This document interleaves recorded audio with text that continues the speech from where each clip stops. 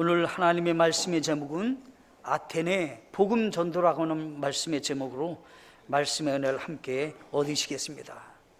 하나님께서는 성경을 기록한 목적이 있다고 분명히 말씀해 주셨습니다. 이 하나님의 말씀을 기록한 목적이 무엇입니까? 많은 분들은 얘기합니다. 사랑을 논하고 윤리를 말하고 도덕을 말하고 가정을 세우는 데 목적이 있다고 말하지만 성경은 그렇게 말하고 있지 않다는 사실입니다. 요한복음 20장 30절로 31절에서는 진실로 예수님께서 자기 제자들 앞에서 이 책에 기록되지 않은 다른 표적들도 많이 행하셨으나 이것들을 기록하면 예수님께서 하나님의 아들 그리스도이심을 너희가 믿게 하려 함이요 또 믿고 그분의 이름을 통해 생명을 얻게 하려 함이니라. 아멘. 여기 성경에서는 분명히 성경을 기록한 목적이 있다고 했습니다. 그것은 다름이 아니라 하나님의 아들 예수 그리스도, 그 예수 그리스도가 우리의 죄를 사시로 이 땅에 오신 구원자 되신 예수님이라는 사실을 정확하게 좀 알고 그분을 믿고 어떻게 해요? 생명을 얻게 하는 데 있어서 이 성경이 기록됐다고 말씀하고 있다는 사실입니다. 영혼 구원이 없이 이 성경 기록에는 아무 의미가 없는 것입니다. 만약 그것이 영혼 구원이 없다면, 만약 내 영혼이 교회를 출석했어도 구원이 없다면 우리가 알고 있는 성경의 지식이 별 의미가 없는 것입니다. 베드로전서 1장 9절에서는 이는 너희가 믿음의 결말 곧 너희 혼의 구원을 받았기 때문이라. 믿음의 결말은 곧 구원이라. 이렇게 말씀하셨습니다. 성경에서는 무엇을 지금 말하고 있는 것입니까? 우리의 믿음의 결말, 우리가 믿음을 갖고 결국은 무엇을 얻고자 하는 것입니까? 네, 영혼 구원입니다. 주님이 예비하신 저 천국에 갈 수 있느냐라고 하는 것입니다. 이 땅에 살고 안락하게 살고 이 땅에서 편안하게 살다가 지옥 간다면 아무 의미가 없는 것입니다.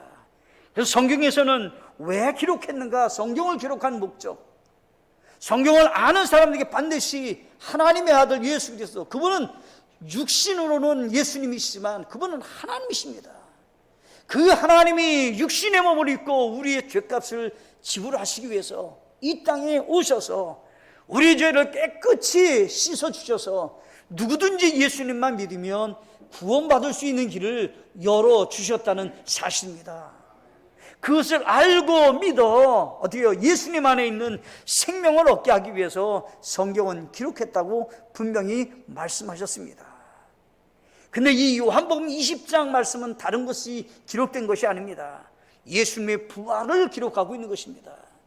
죽은 자 가운데서 살아나신 그 예수님, 그 예수님께서 이제 분명하게 구원자 되심을, 예수님만 믿으면 예수님 안에서는 죽은 자 가운데서 부활의 생명을 얻는 놀라운 은혜가 있음에 대해서 성경은 정확하게 말씀하고 있다라고 하는 것입니다. 오늘 사도행전 17장은 이렇게 시작되고 있습니다.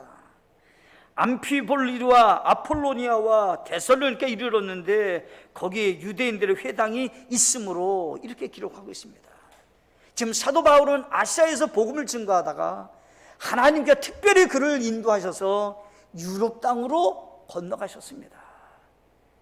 그의 일행은 바울과 디모데와 이제 이 사도 바울 세 사람이 힘을 모아서 전도하러 넘어갔는데, 네, 거기에도 많은 핍박과 고난과 많은 아픔의 일들이 벌어지게 됐습니다. 그래서 사도 바울은 유럽 제일 첫 번째 성인 이 아시아를 넘어서 내려가면 제일 뻗쳐 있는 도시가 빌립보라고 하는 것입니다. 빌립보에서 감옥에서 실컷 매를 맞고 하나님의 기적적인 방법으로 간수장이가 예수 믿고 구원받는 놀라운 은혜가 있게 하셨습니다. 그리고 거기서 나와서 이제 다른 지역으로 옮겼는데 성경에 보니까 해변을 따라서 이제 제일 꼭대기에 올라갔다가 밑으로 내려오는 건데, 오늘 말씀은 점점 이 지도상으로 보면 내려와서 맨 밑에 그리스의 수도인 아테네 오늘 와서 복음을 증거하게 되었다라고 하는 것이 성경에 기록되어 있는 것입니다. 사도 바울을 통해서 우리가 알 수 있는 좋은 교훈과 우리의 삶이 어떻게 삶을 추구하며 살아가야 되는지 방향성을 가르쳐주고 있습니다. 그것은 다름이 아니라 하나님의 부르심에 소명에 책무를 다하는 그런 사도 바울 같은 삶을 우리도 살아가야 된다라고 하는 것입니다. 핍박이 있고 어려움이 찾아오고 감옥에 들어가 있고 매를 맞는 그런 아픔이 있지만 끊임없이 어떻게 해요? 복음을 증거하러 끊임없이 가고 있었는데 사도 바울은 하나님의 부르심이 딱 한 가지입니다. 이방 땅에게 복음을 증거하는데 하나님은 택한 그릇이라고 말씀하시면서 그를 부르셨는데 하나님은 그 말씀 그대로 사도 바울이 행하는 것을 보면서 아마 기뻐하셨을 것입니다. 사도행전 9장 15절에서는 그러나 주께서 그에게 이르시되 내 길로 가라. 그는 이방인들과 왕들과 이스라엘 자손 앞에 내 이름을 전하기 위해 내가 택한 그릇이니라. 정확하게 사도 바울을 하나님이 부르신 목적이 무엇인가를 말씀하셨는데 사도 바울은 이제 아시아를 넘어 유럽 땅에 가서 유럽 땅에서도 핍박이 계속 있지만 그것을 이기고 복음을 증거하러 계속해서 밑으로 해변을 따라 내려가면서 예수님의 복음을 증거하고 있었다는 사실입니다. 우리는 어떻습니까? 우리는 복음을 증거하는데 하나님이 우리를 불렀습니다. 어떻게 해요? 모든 족속으로 가서 제자를 삼으라. 마태복음 28장 19절로 20절에서는 분명하게 예수님께서는 우리 모두에게 가서 복음을 증거하라고 말씀해 주셨는데 우리는 그 사명에, 그 소명에, 하나님의 부르심에 어떻게 반응을 보이고 계시는 것입니까? 뿐만 아닙니다.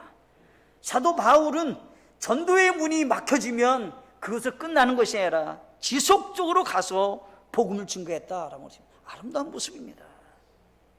이곳에서 전도의 문이 막히면 또 다른 데 가고 전도의 문이 막히면 또 다른 데 가서 복음을 증거하는 일에 최선을 다하는 아름다운 모습,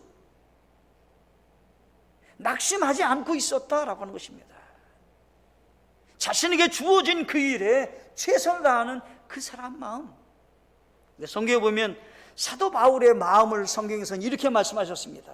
고린도후서 5장 14절에 이는 그리스도의 사랑이 우리를 강건하기 때문이라 라는 것입니다. 자신이 복음을 증거할 수 있는 원동력이 있는데 그것은 다름이 예수 그리스도의 사랑이 자기의 마음을 끊임없이 어떻게 해요? 움직이고 있다라는 거예요. 강건하고 있다라는 것입니다. 그 모든 걸 이길 수 있는 힘을 주시고 가는 곳곳마다 복음을 증거하는 일에 열정을 다할 수 있게 하나님은 하게 하셨는데 그것은 무엇 때문에 하게 됐냐라고 할 때 마음의 동기가 그리스도의 사랑이 자신을 강권하고 있었다라고 하는 것입니다. 하나님의 복음을 증거하는 데 있어서 우리 의지로만 하는 것이 아닙니다.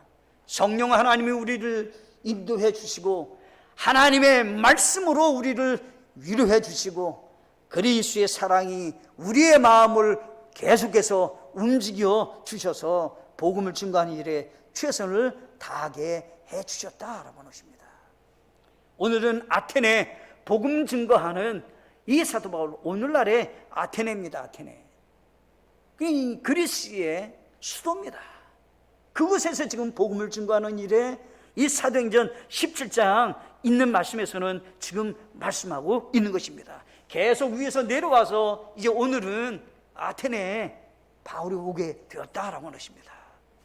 복음을 증거하러 아테네 왔을 때 그것을 통해서 이 사도 바울은 어떻게 하나님의 일을 감당했는가를 살펴보시면서 우리 모두 다가 이 땅에 복음화를 위해서 하나님께 쓰임 받는 놀라운 순종과 아름다운 결단과 헌신이 있는 복된 시간이 되시기를 간절히 바라겠습니다.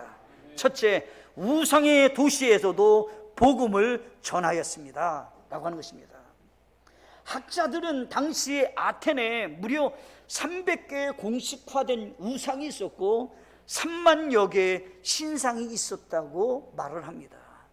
그래서 어느 정도냐라고 할 때 사람보다 우상이 더 많다 이렇게 할 정도가 됐었다고 합니다. 그러니까 그냥 신상이 생각해 보세요. 3만 개가 신상이 있었다고 생각해 보세요. 우상의 신상들이. 300개의 공식화된 우상과 신상들이 3만 개가 있다고 생각하면 그냥 우상의 도시입니다. 사도행전 17장 16절에서 이렇게 얘기했습니다. 이제 바울이 아테네에서 그들을 기다릴 때 그 도시가 온통 우상 숭배에 빠진 것을 보매라고 했습니다. 사도 바울은 그곳에 갔는데 온통 우상 숭배가 가득한 겁니다. 그때 16절 하반절에 보면 그의 영이 그의 속에서 격동함으로 이렇게 되어 있습니다. 너무 안타깝게 여기는 겁니다. 이곳에 수많은 사람들이 저 우상 때문에 지옥 가게 된다는 것도 보니까 이 사람 마음이 견딜 수가 없는 겁니다 지금. 그래서 어떻게 해요? 그의 영이 격동했다라고 하는 것입니다. 어떻게든 빨리 복음을 증거해야 되겠다. 여기 있는 사람을 건져내야 되겠다. 여기 있는 사람이 어둠 가운데 있는데 어떻게 빛으로 인도할까? 걷잡을 수 없는 마음으로 그가 마음이 흔들었다, 이런 얘기입니다 지금. 오늘날 우리는 이 세상에 살고 있습니다. 서울 땅에 살고 있습니다. 아니, 수도권에 살고 계십니다. 하나님이 보실 때 이 땅은 어떨까요? 한 집 걸로 먹고 마시고 그런 곳입니다. 마음에는 수많은 사람들이 신상은 없지만 물질 만능주의에 빠져서 인생을 살아가고 있지 않습니까? 오늘날 어떻습니까? 자신이 최고인 양 하나님 자리에 자기가 올라가 있어서 인본주의의 극치에 올라가고 있습니다 지금. 많은 사람들은 과학의 문명이 우리를 행복하게 해줄 거라고 생각해서 과학 추구에 최선을 다하는 그런 모습을 보고 있습니다. 오늘날에 바벨탑을 쌓듯이, 우상의 바벨탑을 쌓듯이 끊임없이 바벨탑을 쌓고 있습니다. 사도 바울은 우상을 봤습니다. 영적으로 본 것입니다 지금. 오늘날 수많은 사람들은 또 이렇게 얘기합니다. 아니, 문화적 그런 유산이라고 그렇게 말하지 않습니까? 오늘날 수많은 우상들도 어떻게 해요? 문화재가 되는 겁니다 지금. 그런 시대에 우리는 살고 있습니다. 우리는 영적으로 바라보는 사람이 되어야 되는 것입니다. 복음을 누가 증거할 수 있습니까? 영적으로 깨있는 사람이 복음 증거할 수 있는 것이지, 육신적으로 눈으로 보거나 세상 물결에 그대로 휩쓴 사람은 복음을 전할 수 없는 겁니다 제가. 사도 바울은 우상 숭배하는 것을 보고 마음이 막 그냥 견딜 수가 없는 겁니다 이거. 여기 있는 사람들을 어떻게 복음으로 인도할까라고 하는 것입니다. 마태복음 9장 36절에 그러나 그분께서 무리를 보시고 그들을 불쌍히 여기시는 마음을 가지셨으니 이는 그들이 목자 없는 양같이 지치고 널리 흩어졌기 때문이라. 우리 주님이 당시에 이스라엘 사람들을, 백성들을 보시는 겁니다. 그리고 영적으로 보는 겁니다. 저들이 어떻게 해요? 성경에 보니까 너무너무 불쌍한 거예요 저 사람들이. 영적으로 보니까. 그래서 어떻게 해요? 목자가 있어서 그를 돌보고 그들을 보호하고 인도해 줘야 되는데 목자가 없어요. 뭐요? 어떻게 해요? 구원자가 없다 이 말이에요. 예수님을 알지 못하니까 참 평안이 없는 거예요 지금. 딱하게 생각하시는 겁니다 우리 주님이. 에스겔서 33장 8절에 보면 이렇게 되어 있습니다. 내가 사악한 자에게 말하기를 오 사악한 자야 내가 반드시 죽으리라 할 때 내가 그 사악한 자에게 말로 경고하여 그의 길에서 떠나게 하지 아니하면 그 사악한 자는 자기 불법 가운데 죽으려니와 그의 피는 내가 내 손에서 요구하리라. 이 말씀이 무슨 얘기냐면 이런 얘기예요. 파수꾼이 있다는 겁니다. 하나님이 파수꾼으로 세웠다는 겁니다. 우리를 파수꾼을 세웠다는 거예요. 근데 전쟁이 일어났어요. 근데 파수꾼이 나팔을 불지 않아요. 그래서 어떻게 해요? 갑자기 적군이 와가지고 도시를 전부 삼키고 거기에 많은 사람이 죽었다는 거예요. 그러면 그 핏값을 우리 하나님은 누구에게 찾냐? 파수꾼에 찾겠다는 거예요. 우리에게도 마찬가지입니다. 천국과 지옥이 있음을 믿습니까?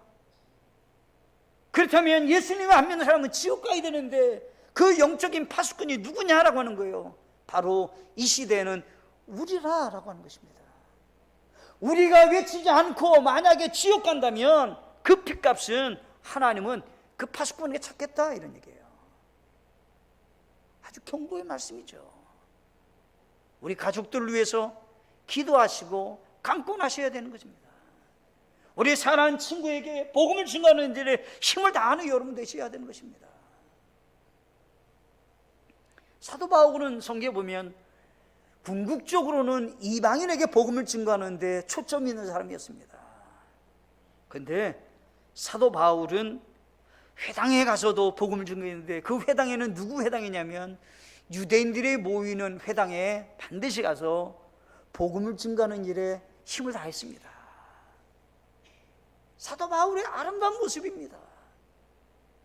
자기의 책무가 이방인에게 복음을 증거하는 데 집중해야 되지만 꼭 시간을 내서 회당에 가서 성경에 보면 관례대로라고 하는 것입니다. 이 회당에 모이는 그런 시간에 가서 그들에게 복음을 증거했다라고 하는 겁니다. 근데 성경에 보니까 이렇게 되어 있습니다. 17장 17절에 그가 회당에서는 유대인들과 독실한 사람들과 논쟁을 하고 장터에서는 날마다 자기가 만난 사람들과 논쟁하니라. 어디 갔다고요? 장터 가서 복음을 증거하는 겁니다. 지금 전혀 알지 못하는 겁니다. 관계 전도가 아닙니다. 지금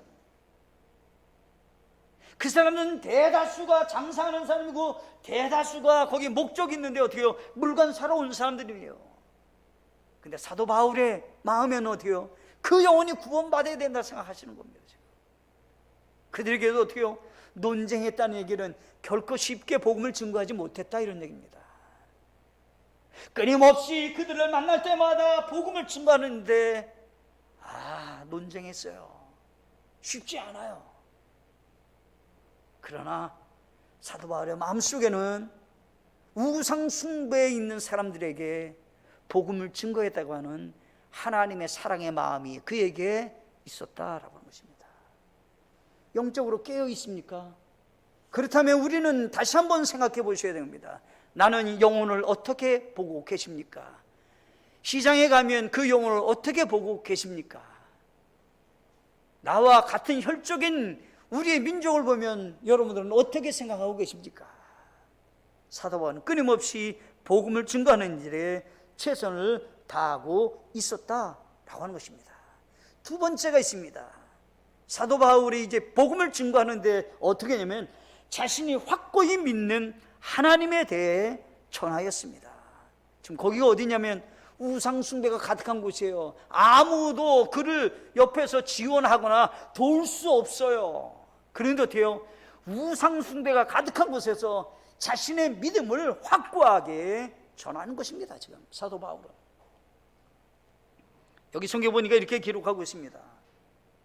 바울이 마르스 언덕에 이제 올라섰다, 이런 얘기입니다. 22절에 그때 바울이 마르스의 언덕 한가운데서 서서 이르되 너희 아테네 사람들아 하고 지금 선포를 하는 겁니다. 오늘 얘기하면 어때요?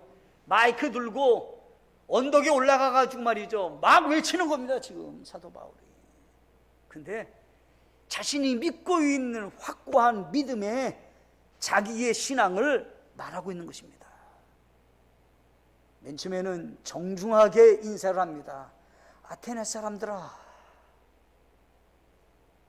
내가 하는 말을 좀 들어보십시오. 근데 아테네에는 좋은 점이 하나 있었다고 하는데 누구든지 간에 자기가 알고 있는 지식을 말할 수 있는 그런 문화가 있었다고 합니다. 그러니까 내가 오늘 나의 알고 있는 지식에 대해서 내가 오늘 말하는데 듣고 여러분들 나와 함께 변론을 하든지 논쟁을 하든지 하십시오라고 하는 것이 보편화됐었다고 합니다. 그래서 그들은 그런 문화가 있었기 때문에 지금 사도 바울은 언덕에 올라가 가지고 말을 하는데 먼저 아테네 사람들에게 정중하게 인사해서 하는 말입니다. 뭐라고 얘기하냐면 이렇게 합니다. 여러분들에게 한 가지 내가 여기 와서 느낀 점을 이야기합니다. 지나치게 미신에 사로잡힌 것 같습니다.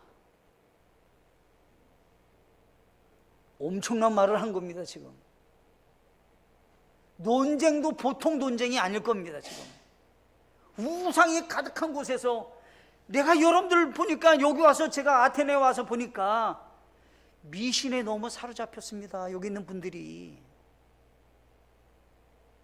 미신이 뭡니까?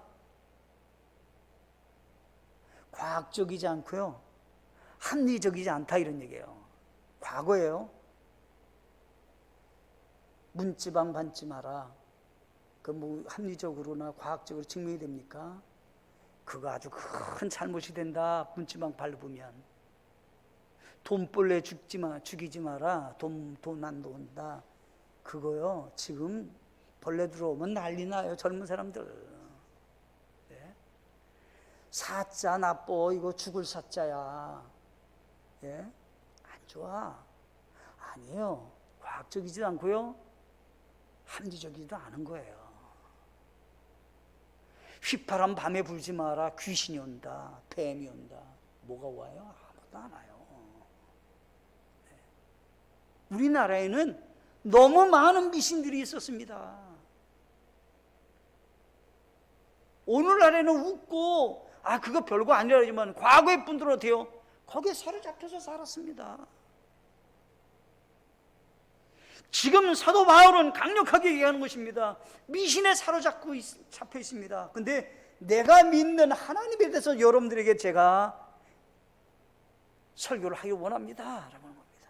첫째가, 여러분들 기억하십시오. 여기 기억할 것이 있는데 24절 말씀은 세상과 그 안에 모든 걸 만드신 하나님은 하늘과 땅의 주심으로 손으로 만든 전들에 거하지 아니하시고 라고 하는 겁니다. 이 우주 만물이 있습니다. 근데 이 우주 만물을 창조한 분이 계십니다. 하나님이십니다 라고 하는 거예요. 완전히 뚱딴지 같은 얘기입니다.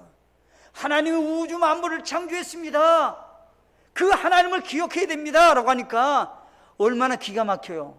우상 숭배하는데 그 당시 이 우상 숭배하는 사람들 가운데 스토아학파라고 성경에 나옵니다. 이 스토아학파는 어떤 사람이면 범신론자입니다. 범신론자는 모든 자연이 신이라는 겁니다. 나무도 신, 돌도 신, 물고기도 신, 뭐 개구리도 신, 무슨 고양이도 신, 모든 게 다 신인 겁니다. 이게 범신론이에요. 범신론. 그래서 어떻게 해요? 새로운 지식을 추구하는 사람들이 스토아학파입니다. 나는 이번에 어떤 것을 내가 발견했어. 이것도 신이야. 그래서 어때요? 신이 계속 늘어나는 겁니다. 오늘날도 그거의 하나의 모습 가운데 하나가 어때요? 인도는 소를 섬겨요.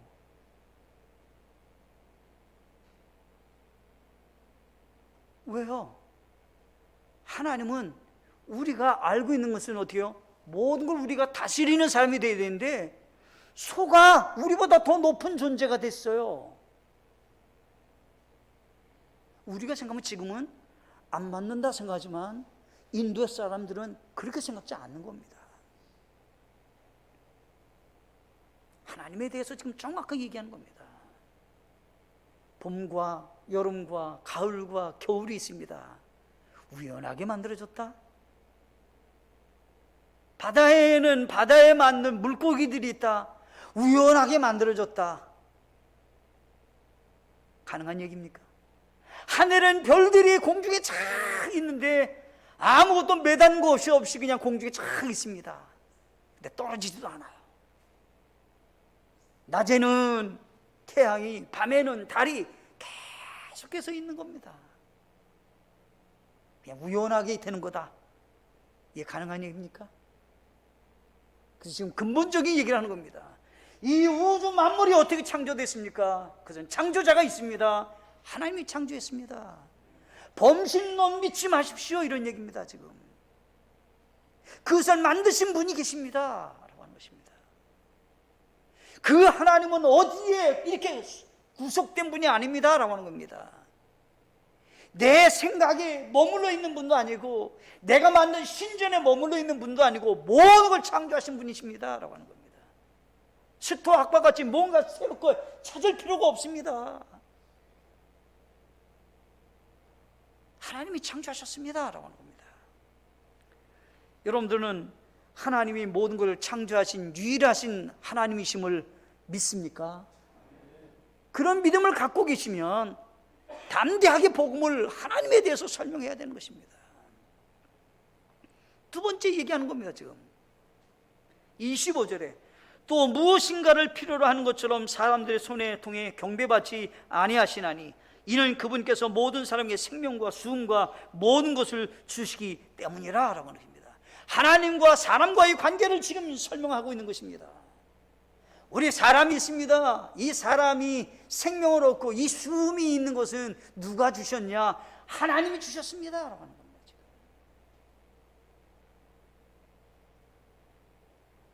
그 당시 이 아쿠, 여기 성경 보니까 여기 학파 사람들이 있는데 이 학파 사람들의 지금 그 성경 보니까 이 에피쿠루스 학파라고 18절에 보면 나오잖아요. 여기 에피쿠루스 학파라고 하는 이 사람들은 어떤 사람이냐면 사람이 죽게 되는데 이게 운명론을 믿는 거예요. 언제 죽을지 모른다는 거예요. 그러니까 죽을지 모르니까 즐겁게 행복하게 먹고 마시고 즐겁게 쾌락적으로 사는 것이 인생의 목적이다, 이렇게 생각하는 사람들이에요. 이렇게 사는 사람은 오늘날도 있잖아요. 그죠? 사람이 곧 죽을 건데, 근데 사람이 이 운명이 그냥 정해져 있으니까 그냥 즐겁게 쾌락적으로 그냥 살아야 된다는 거예요.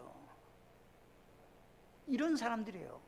그런데 지금 하나님이 우리를 창조하신 목적이 있습니다, 이런 얘기를 하는 겁니다. 지금 하나님은 사람에게 생명을 주었고 하나님의 목적 가운데 태어났습니다. 믿음이 있으려면요, 제일 먼저 무엇이 있어야 되냐면 하나님에 대한 믿음이 있어야 돼요. 하나님에 대한 기초가 있어야 돼요. 맞아, 이 사람을 창조한 사람이 있을 거야. 왜냐하면 한번 생각해 보세요. 이 몸이 여러 장기들이 있어요. 저절로 장기가 심장도 만들어지고 위도 만들어지고 폐도 만들어지고 머리도 그냥 저절로 만들어지고 완벽하게 사람이 이렇게 형성됐다. 이게 가능한 얘기예요? 로봇 하나 만드는데 얼마나 애를 쓰고 로봇 하나 만드는데. 그래서요, 조금만 생각하면 만든 사람이 누군가 있어 라고 하는 생각은 다 하게 되는 겁니다.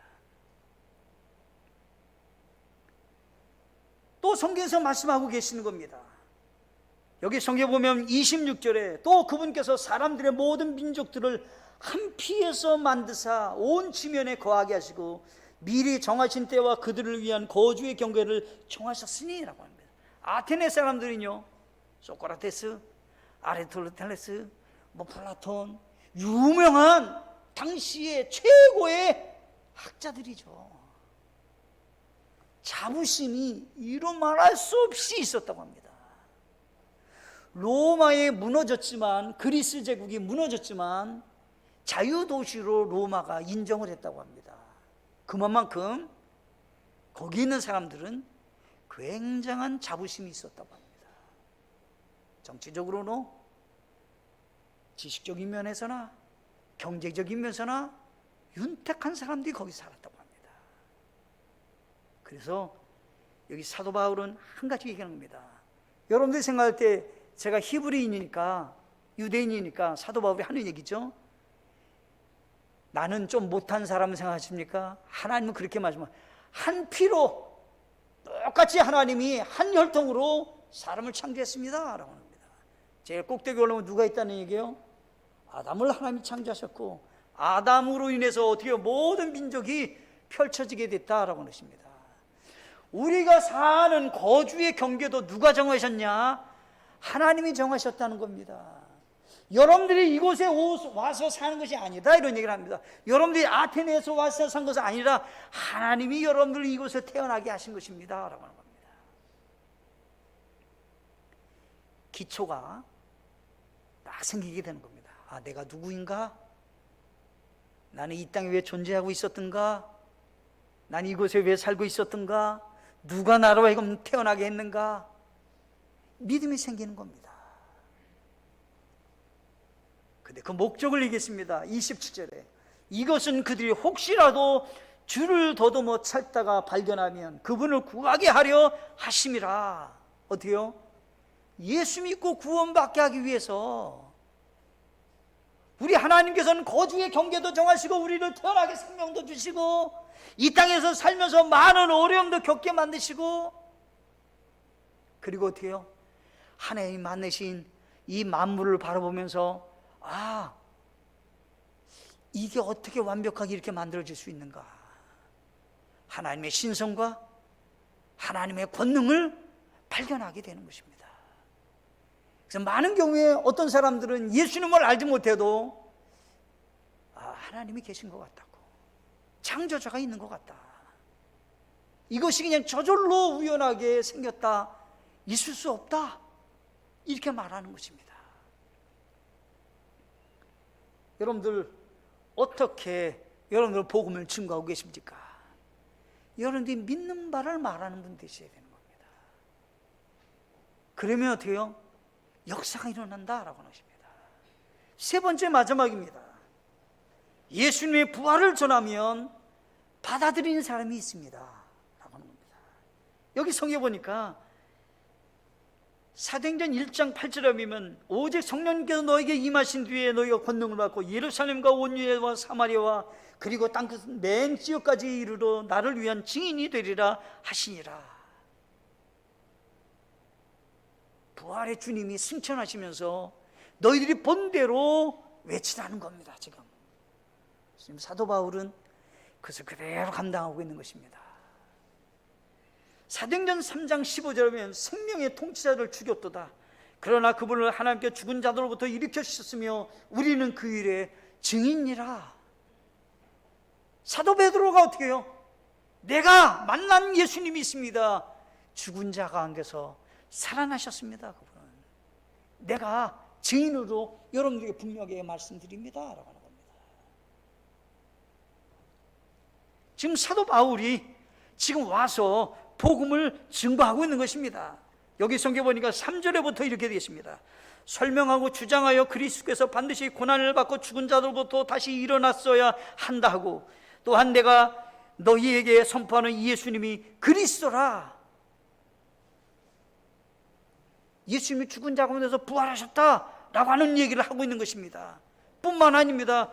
여기 성경에 보면 뭐라고 기록하고 있냐면 이렇게 말씀하고 있습니다.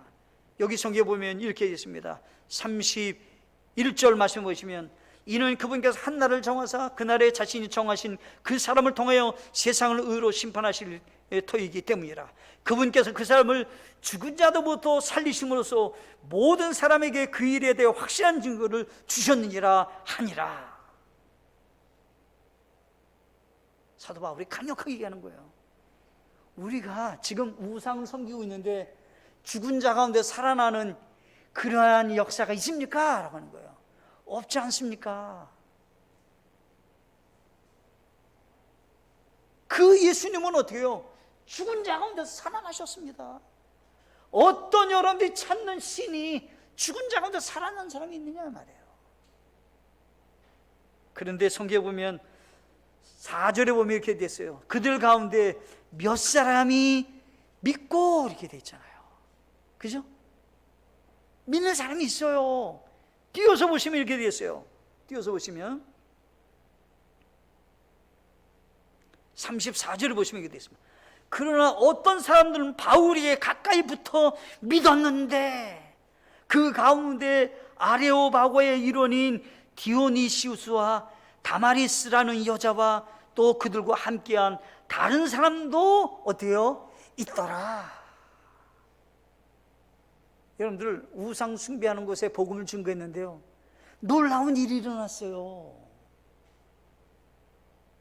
예수 믿는 사람이 있게 됐다 이 말이에요.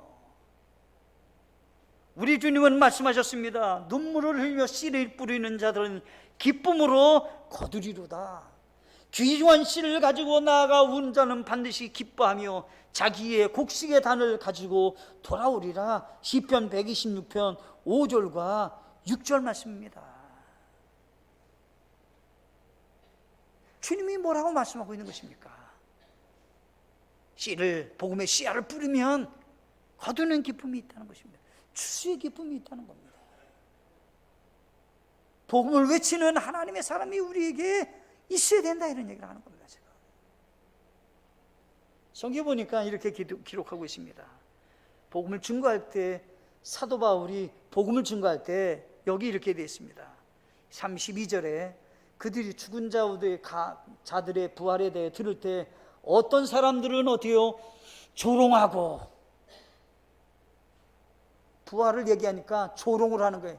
이런 바보 같은 사람이 있느냐고, 어떻게 부활이 있느냐고. 지금 오늘날은 없겠습니까? 비웃는 사람이 왜 없겠어요? 다른 사람들은 말하기를 이 일에 대하여 우리가 내 말을 다시 듣겠다. 오늘은 여기까지 해. 오늘은 그만해라. 다음에 또 얘기하게 되면 얘기하자. 다음에 듣자. 왜요? 자기가 생각할 때는 이해할 수 없어요. 예수님이 부활하셨다고 얘기하니까, 아니 그런 얘기 좀 오늘은 하지 말자고 말이죠. 다음에 얘기하자. 오늘은 여기까지. 33절에 이에 바울이 그들 가운데서 어떻게요? 떠나니라. 그럼 그것으로 끝났나요? 아니에요. 34절에서는 구원받은 사람이 있었다라고 하는 겁니다. 우리는 무엇을 보고 복음을 증거합니까? 복음의 씨앗이 열매 맺는 것을 믿고 복음을 증거하는 사람이 되셔야 되는 것입니다. 우리도 이제 축포전도를 9월달 첫 주부터 이제 다시 시작을 하려고 합니다. 얼마나 열매를 맺을지 모릅니다. 그러나 우리는 씨를 뿌리게 될 것입니다.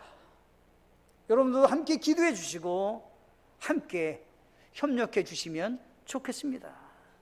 근데 여러분들은 전도지를 갖고 다니십니까?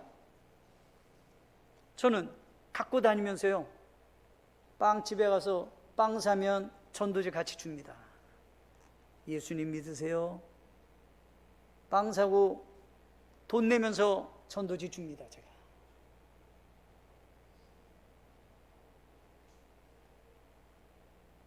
햄버거집에 갑니다. 햄버거집에 가면 돈 내면서 또 전도지 줍니다. 예수님 믿으시라고. 근데요, 아무도 거절 안 하더라고요.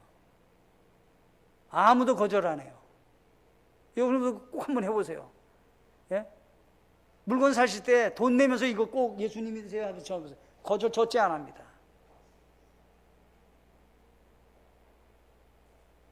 휴지전도 저 줬습니다. 오래 쓰니까 휴지전도. 네.